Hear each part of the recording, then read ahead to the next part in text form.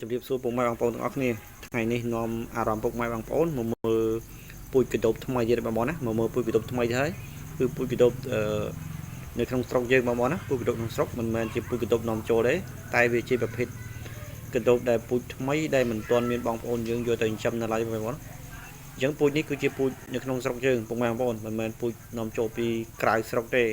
ជាពូជដែលខ្ញុំប្រកាសដោយខ្លួនឯងទើបតែបាន2វគ្គនៅឡើយទេពុកម៉ែបងប្អូនណាហើយវគ្គនេះគឺមានច្រើនបងវគ្គនេះមានច្រើនហើយពុកម៉ែបងប្អូនគ្រាន់តែបានឃើញគឺបងប្អូនអាចនឹងផ្លាច់ភ្នែកបងប្អូនណាអាចនឹងផ្លាច់ភ្នែកហើយដូចដែលបានឃើញនៅក្នុងវីដេអូខ្ញុំអូសយឺតឲ្យពុកម៉ែបងប្អូនមើលតើកណ្ដូបថ្មីដែលខ្ញុំថាហ្នឹងវាប្លែកពីកណ្ដូបដែលយើងចាំទូទៅគ្រប់គ្នាដែរអត់ពុកម៉ែបងប្អូនណាហ្នឹងហើយពុកម៉ែបងប្អូនឥឡូវពុកម៉ែបងប្អូនពិនិត្យមើលទៅខ្ញុំអូសយឺតដើម្បីឲ្យពុកម៉ែបងប្អូនបានសង្កេតមើលថាតើខ្ញុំនិយាយថាពូជកណ្ដូបថ្មីនេះគឺវាថ្មីមែនអត់ហើយវាប្លែកមែនអត់បងប្អូនណាអញ្ចឹងពណ៌និងសម្បត្តិរបស់វាគឺដូចតែបានឃើញបងប្អូនណាគឺវាពណ៌រាងសស្លេកជាងកណ្ដូបនាំចូលបងប្អូនណាស្លាបវាពណ៌សស្លេកជាងកណ្ដូបនាំចូលទាំងសាច់ទាំងស្លាបហើយខ្លួនវារាងតនុងខ្នងវាគឺមើលទៅរាងសំប៉ែតមានជ្រុងតែរាងសំប៉ែតហើយខ្លួនវាវែងស្លាបវែងជាងខ្លួនបងប្អូនណាគឺវាខុសគ្នាត្រង់ហ្នឹងបងប្អូនណាខ្លួនវែងស្លាបវែងជាងខ្លួនពណ៌រាងសស្លេកជាងកណ្ដូបដែលយើងនាំចូលនឹងបងប្អូនណាដែលយើងចាំសប្តាហ៍ថ្ងៃហ្នឹងហើយដូច្នេះបានខ្ញុំហ៊ាននិយាយថាពូជកណ្ដូបនេះជាពូជកណ្ដូបថ្មីបងប្អូនណាដោយសារតែវាថ្មីមែនសម្រាប់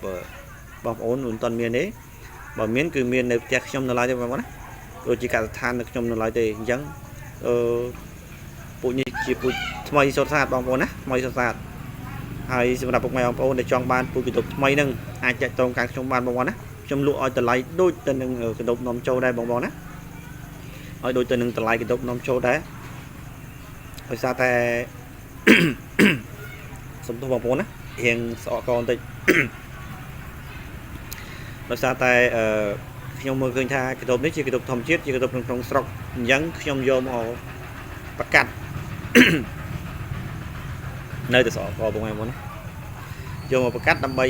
លក់ចែកជូនពុកម៉ែបងប្អូនក្នុងតម្លៃដូចគ្នាទៅនឹងកណ្ដូបនាំចូលពុកម៉ែបងប្អូនហើយសម្រាប់ការ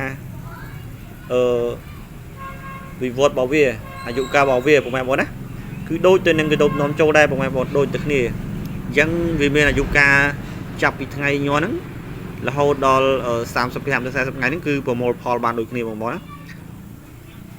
ប្រមូលផលបានដូចគ្នាដោយសារតែអំបោពូជវាគឺអាយុប្រហែលគ្នានឹងទៅនឹងពូជកណ្ដូបនាំចូលបងហើយពណ៌វាក៏ស្តៀងគ្នាតែវាសជាងហើយស្លាបវាវែងជាងខ្លួនបងប្អូនណាហើយដងខ្លួនមើលពីលើចំមកវាបងប្អូនបានឃើញក្នុងរូបវីដេអូហ្នឹងហើយគឺរាងសំប៉ែតដែរតំណងក្នុងវាហើយអ្វីដែលសំខាន់គឺការចាប់គូរបស់វាគឺចាប់គូអត់ជាប់ដូចកណ្ដូបនាំចូលទេបងប្អូនគឺចាប់មិនឲ្យយើងដឹងថាកណ្ដូបនឹងចាប់សោះទេដោយសារតែវាចាប់ប្រឡែងមើលទៅឃើញចាប់20ទៅ30%ទេប៉ុន្តែយើងអាចដាក់ពូជដាក់ពងបានបងប្អូនសម្រាប់ពុកម៉ែបងប្អូនចង់បានពូជនឹងអាចកំងពីខាងខ្ញុំបានបងប្អូនណាអាចកំងពីខាងខ្ញុំបានតាមរយៈលេខទូរស័ព្ទបងអញ្ចឹងសម្រាប់ពូជចាស់ក៏មានពូជថ្មីក៏មានបងប្អូនណាខាងខ្ញុំអញ្ចឹងអរគុណជម្រាបលាពុកម៉ែបងប្អូនដែលបានចូលមើលនៅក្នុងវីដេអូទាំងអស់គ្នាពុកម៉ែបងប្អូនណាអរគុណជម្រាបលា